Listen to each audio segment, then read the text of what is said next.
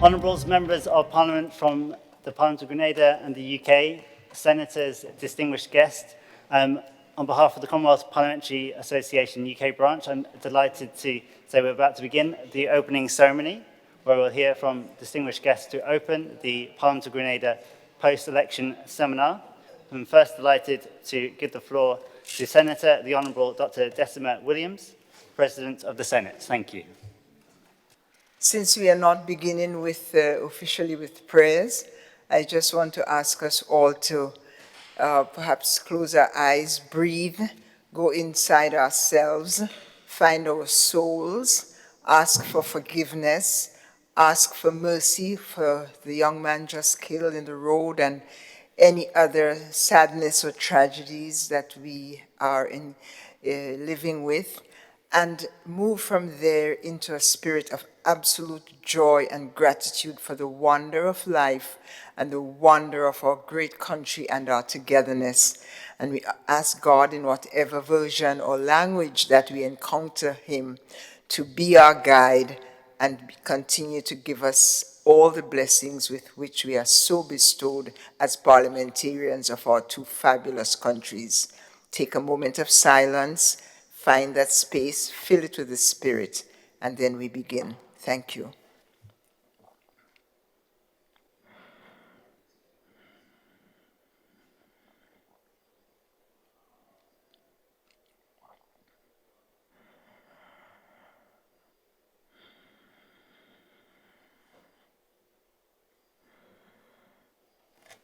Thank you.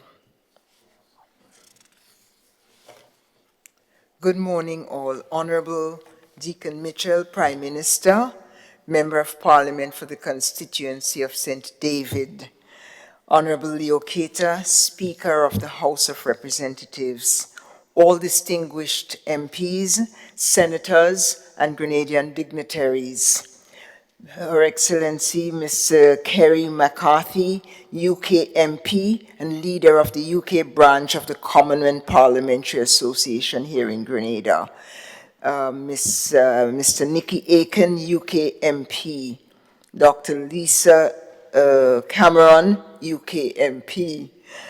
I think I just changed somebody's gender there. Miss Nicky Aiken. And then Mr. Chris Staton, Principal Clerk of the Select Committee of the UK Parliament, Mr. Martin Vickery, where is Martin Vickery? Regional Program Manager, the Commonwealth Parliamentary Association, our resident UK Commissioner, forgive me, your name escapes me. Clark, Ms. Clark, pleasure. All other members, all other persons here gathered this morning, good morning. On behalf of the Senate, I extend a warm welcome to all to this joint seminar. Special welcome to our sister organization, the UK branch of the Commonwealth Parliamentary Association. Your presence and the work we will do together is evidence of the mature relations over 50 years of a past where governance and indeed democracy was not as mature as it is today, but that we could now come together and learn from each other. You are our sisters and brothers. Welcome.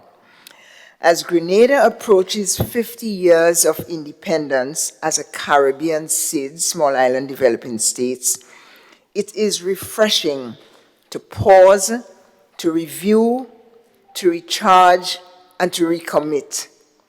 All our people, all our ways, all our hopes for Grenada, certainly all our institutions must come under this pause, review, recharge, and recommit. What a better place to start, to begin readying ourselves for 50 years than with our leadership, our governance. The legislative branch of Grenada is very pleased to engage over the next 3 days in this process of improving our country by improving how our Parliament works. We wish to be better prepared, as we have said in our preparatory literature, for undertaking our parliamentary responsibilities, to increase our members' understanding of the purpose and operations, for scrutiny, for oversight, and for other leadership functions of the Parliament, with particular regard to parliamentary questions, thinking, forming, and delivering those questions, for parliamentary debates and the debate committee process, and all of this directed towards more just, more democratic, more sustainable, and more purposeful outcomes for Grenada. We acknowledge that between us are veterans of the Grenada legislative process, but we acknowledge that even veterans can teach novices, novices can teach veterans, and together we arrive on a higher ground. Most importantly, we see this engagement as an opportunity to strengthen the links between our two parliaments for the benefit of our two peoples. We wish to give you, the UK Parliament, from the start, some homework. And I wish to invite you to take up the request put forward by the Grenadian UK member of the UK Parliament that the UK Parliament look into the matter of reparations for Grenada and the Caribbean, reparations from slavery, a call issued also by citizens of the UK who, as some of them might still be on our shores, who've been here engaging in such a process, both with the moral and spiritual act of an apology and the financial contribution for the redevelopment of the country. This call has also been issued by our very own Prime Minister, Honorable Deacon Mitchell. So on the eve of 50, within a few weeks, a few months, we believe that this reparatory act between the UK and Grenada is fundamental to both our national development, and we give it to you in a good spirit as good homework. To our sisters in particular, I wish to extend a happy International Women's Day, which we will celebrate tomorrow.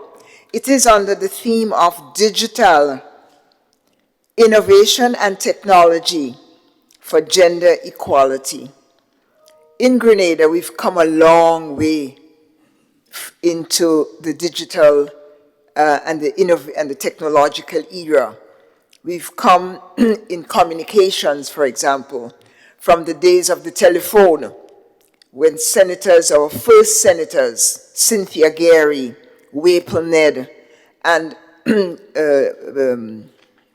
Nadia Benjamin, were among the first rural households of women legislators to have and use the telephone to conduct their national business into the parliament.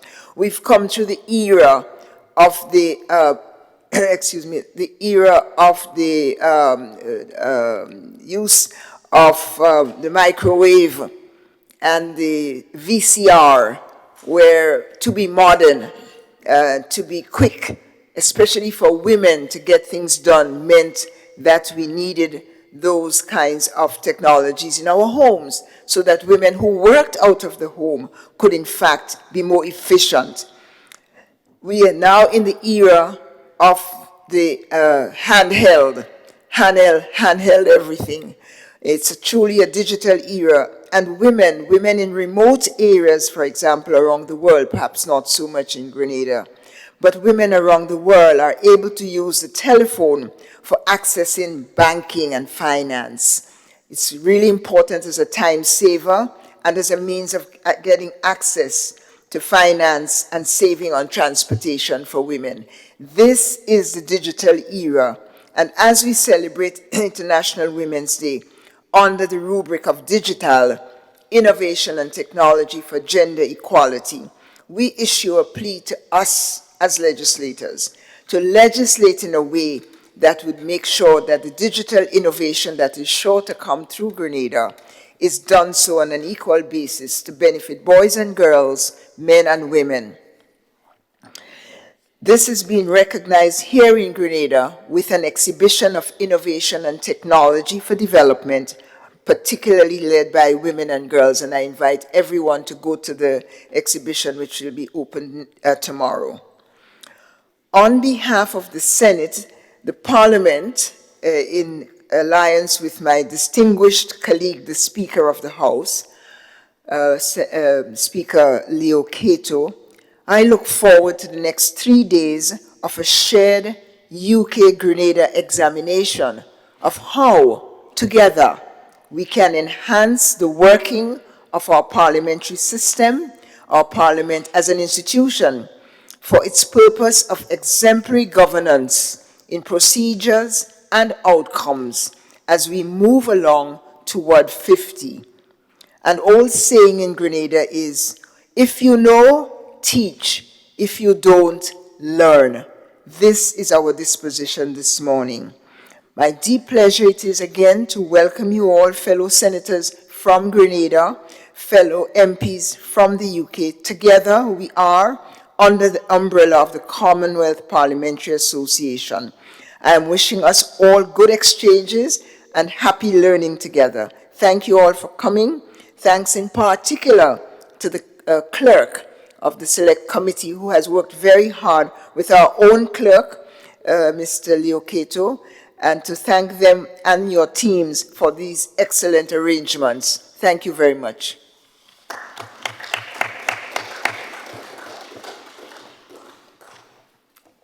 Honorable Dickon Mitchell, Prime Minister of Grenada, Honorable Kerry McSorry and other members of Parliament, Honorable Kerry McCarthy, MP and leader of the CPA delegation, Honorable Nikki Allen, MP and member of the delegation, Dr. Honorable Lisa Cameron, MP, Mr. Chris Stanton, Clerk of the Select Committees of the UK, of course, Mr. Martin Vickery, who is the Regional Program Manager, and Mr. Victor Clark, British High Commissioner to Grenada. Members all, it's my honor to see that finally we have reached the point where we can get the CPA training at least started. It has been long in coming, and it's finally here. Let me first of all commend the folks of the CPA for ensuring that what was promised in September of last year is finally delivered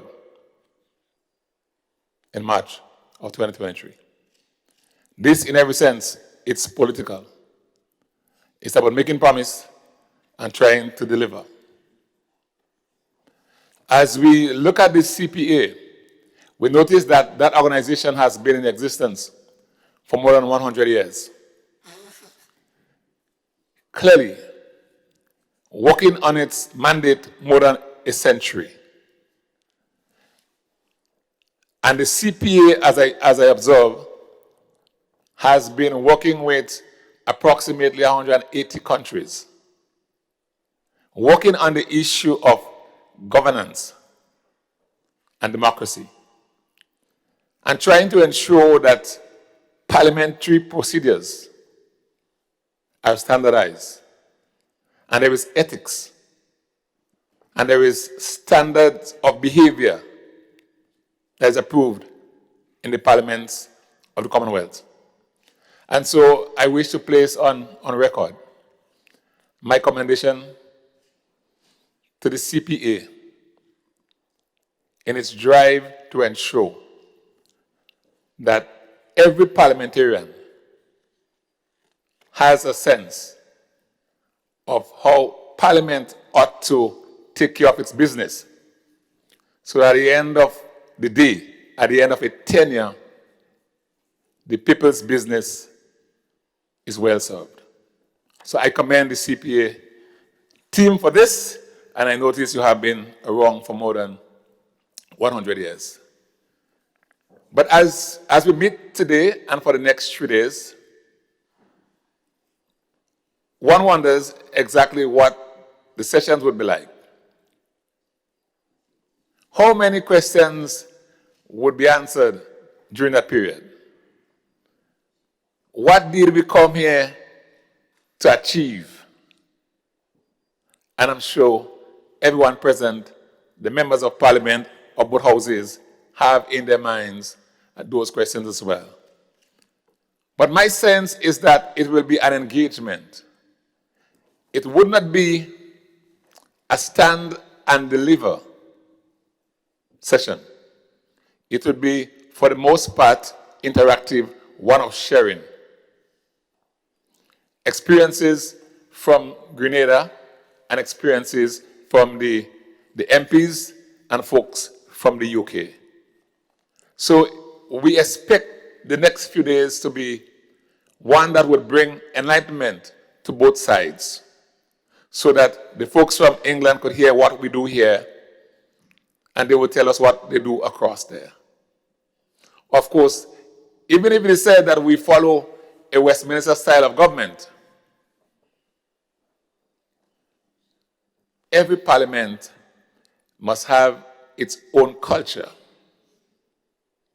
And when I think of the UK Parliament and I think of the Prime Minister's questions, for those of us who are familiar with it, this would be unique to the UK. And perhaps we can examine it and see to what extent can it work, can it fit in the spice aisle. But it is an opportunity of sharing. This parliament has started its portal already. A lot of stuff can be found online through whatever devices you happen to be using. But clearly, there's a lot more that we need to do with respect to technology in Parliament. And we would like to hear what exists elsewhere and how it works. How can we get folks in the local community here to, at the touch of a button, follow what is happening? And from my readings, I noticed that the CPA has had some experience in this and have observed parliaments all over the world. So this is the one thing I am very keen and interested in. Parliament, as I understand it, is not a place where laws are made for the gains and self-aggrandizement of some. Parliament is a place where checks and balances are established so that governance can be properly ordered, so that people can be held accountable, so that laws can be put in place for the improvement of our people and our country, so that we can establish safeguards to guard our various institutions. So Parliament to me is solemn, yes, and as we discuss together, I want us to be able to look at conduct, especially in Parliament, in the Houses of Parliament. Because for those of us who look at different parliamentary sittings, you would see what I personally consider as not very good conduct. Parliamentarians ought to have standards. We want our constituents, we want nationals and others to look at parliamentarians as people of good repute and high repute. And so as we share today and the next few days, it's an opportunity for us to ask the questions that bother our minds and get clarity. There is no one answer to this. There are some right answers. In mathematics, you can solve a single problem using several methodologies. But it's for all of us to share that which we know and that which we want to know. So when finally the seminar is completed, We want the objectives to be achieved. And we want all of us who would have come to this session to be better off at the end of the exercise.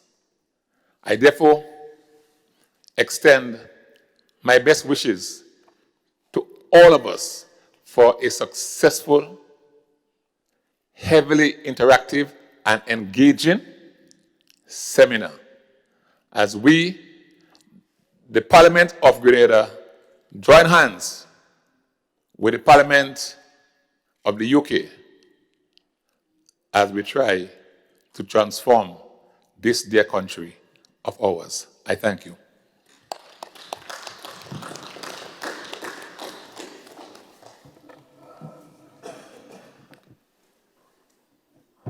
I'm now delighted to give the floor to the Honourable Deacon Mitchell, MP, Prime Minister of Grenada. Thank you.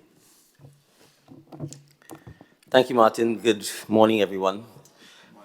Permit me to recognize our head table, Senator the Honourable Dr. Desmond Williams, President of the Senate, and the Honourable Mr. Leo Keita, Speaker of the House of Representatives. Good morning to my colleague parliamentarians, both in the upper and lower house, and a special morning and welcome to our guests from the UK, recognizing Kerry, Nikki, Lisa, Chris, Martin, and Victor. And let me say a special good morning to our Clerk of Parliament as well, Mr. Augustine, who's sitting above us wearing a mask. It's a pleasure to be here this morning. As the speaker said, this was scheduled to happen in September, and I think for reasons we all know, it had to be postponed. So I'm happy that we are finally getting the opportunity to meet and to engage in the seminar so that we can share experiences and leave after the 3 days wiser. Speaking from my own part, and I think perhaps on behalf of my colleagues in particular who are new to government and new to Parliament, I think we look forward to gaining the insights and the experiences of both our more experienced colleagues here in Grenada and our visiting guests to ensure that at the end of the day we are more effective representatives of our people and that we can make the institution of Parliament more reflective of the dreams and aspirations of our citizens. I am mindful that perhaps had it not been for my training as a lawyer, that the average citizen may often find Parliament itself bewildering, archaic, out of touch, and not necessarily agile or flexible in terms of responding to the needs of the citizens. And while traditions are good and if still relevant, perhaps should be upheld and reinforced, we also need to ask ourselves whether the traditions should be kept for tradition's sake or whether we need to adapt to suit our environment and to suit the needs of our people. And in the case of Grenada, we have a fairly youthful population. We have more women than men in our population. And so I think it's important that our Parliament reflects that as much as possible. So I'm happy to note that the bulk of the UK contingent is predominantly made up of women. And so I suppose speaking from my side of the aisle, it is something we need to take note of. But I'm also happy to note that the bulk of perhaps our side of Parliament is made up of youth. And so perhaps at least if we can't get all of it right, we've gotten some of it right. I should point out that certainly with members of the opposition, the bulk is made up of women, so they've gotten that right. And I dare say youth as well. So I look forward to us engaging, learning and sharing experiences with each other and building relationships. And I look forward to seeing you at Her Excellency's residence for a drink or two this evening. Thank you.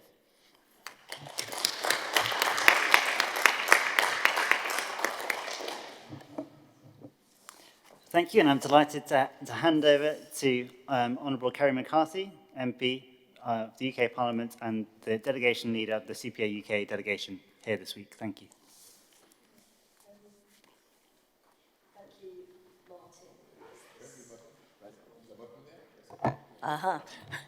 We don't have such technology in the UK Parliament. We have microphones dangling from the ceiling, and if you're only 5'1" like I am, you're not really very close enough to be heard. But so that you're one step ahead of us in one respect, at least. So I want to thank the Honourable Speaker Leo Cato and the President of the Senate, Decima Williams, and also the Prime Minister for sparing the time in what I'm sure is a very busy schedule to be with us at the opening ceremony today. As people will know, we were hoping to come out last September, and then the sad death of our very long-serving monarch meant that we had to put that on hold, Queen Elizabeth. But we're very pleased that we finally made it. It's actually my second visit to Grenada. I came out with the Commonwealth Parliamentary Association a few years ago, but with the other members of the delegation, it's their first trip. And we've not been here very long, but we've already fallen in love, I think, with the island, and had some really good meetings already with people. And as I was saying to the Prime Minister before this session started, there's a lot of hopes and aspirations now on his youthful, I would say, shoulders. And I hope that the sessions that we're running over the next few days will help all of you as parliamentarians deliver on, I think the Prime Minister said something about how the Parliament can become more reflective of the dreams and aspirations of the citizens of this country. And if we can help you work on that, and the President of the Senate, I think it was, that said novices can teach veterans as well. And I think it's certainly true to say that we don't get everything right in the UK Parliament. What the Speaker said about standards is very much an issue for us at the moment, to quite a shocking extent, and in some cases it's almost quite, you can feel a sense of shame at being associated with some colleagues. I say that quite frankly. So we have things to learn on that front. We have things to learn, the Prime Minister said, about whether traditions should be kept for tradition's sake. And anyone who watches Prime Minister's questions or comes to our Parliament will see that it's very, very much steeped in history and formalities and things. And sometimes that lends a sense to what the dignity of Parliament. These traditions have a role to play in you know, making it feel like there's something very serious and traditional and rooted in past centuries of lawmaking going on. But at the same time, it can really get in the way of us getting on with the job, and it can feel quite alienating to people watching it from the outside. They feel quite divorced from that. And as I said, it's quite sceptical in some cases about whether we are there for the right purposes. So we have much to learn from you as well. I suspect I saw the look on the Prime Minister's face when the Speaker suggested Prime Minister's questions. And I know that Tony Blair, the leader of my party at one point, absolutely hated doing it. So, you know, maybe we could sort of discuss this over the next few days. But I suspect if that's the one outcome of these 3-day sessions, that he has to do Prime Minister's questions, he might not see it as a success. Yeah, so I just conclude by saying I really hope that it's going to be productive and useful and enjoyable for everybody. I've been on a few of these sessions before with the CPA, and I think people have really, really valued that. And somebody, I think it was the Prime Minister, said about joining hands with, between Grenada, actually maybe it was the Speaker, you know, joining hands between the UK and Grenada, and that's what we're here to do. And I'm really looking forward to it.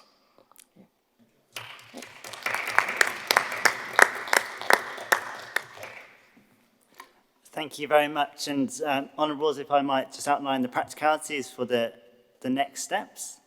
The main session this morning, we're going back to first principles. We're looking at the purpose of the Parliaments of Grenada and the UK. So that will be session one, the substantive session that we'll do this morning before lunch. It will be in what I understand you call the lunchroom. I'm afraid the lunch is not in there at the moment. So when you go there, we will work for that session. Lunch will be afterwards. So before that, we're going to have a photo here in this room.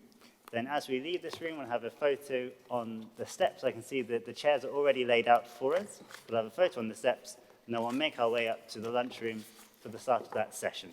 Just as a very quick thing, we just have some gifts from the UK Parliament for the Prime Minister, for the Speaker, and for the President of the Senate. So if I can just present them.